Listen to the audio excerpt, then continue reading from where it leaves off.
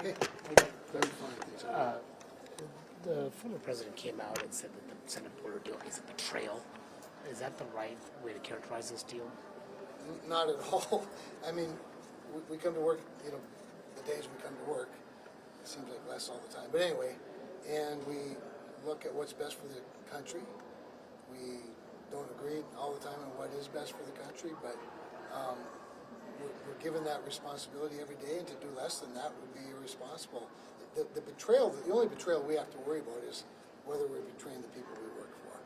And sometimes, sometimes that may line up with everybody, and sometimes it doesn't. But no, it's not a betrayal. He clearly seems concerned about giving Democrats a campaign victory here. Except it's too late for them to have a campaign victory on the border. They have screwed it up royally. Joe Biden has allowed 10 million illegal immigrants into the center of our country. He has screwed up the border beyond anything you could imagine.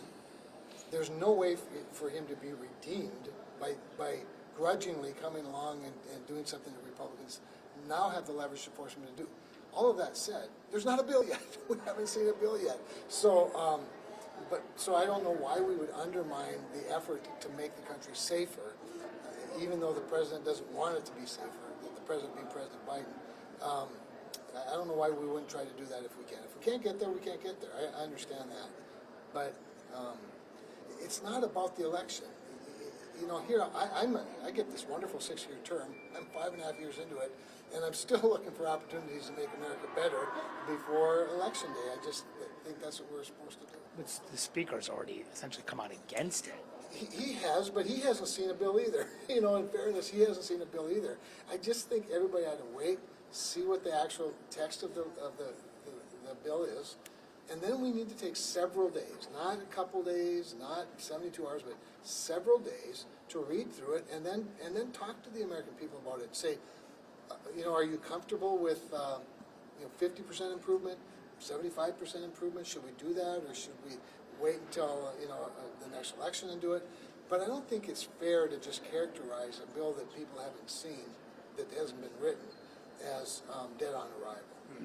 I mean, that's exactly what he said. He's saying that one migrant crosses, that's one migrant too much, and this bill is too much in that regard. And so not passing the bill is 10 million. I mean, one's better than 10 million, I think. 5 million is better than 10 million.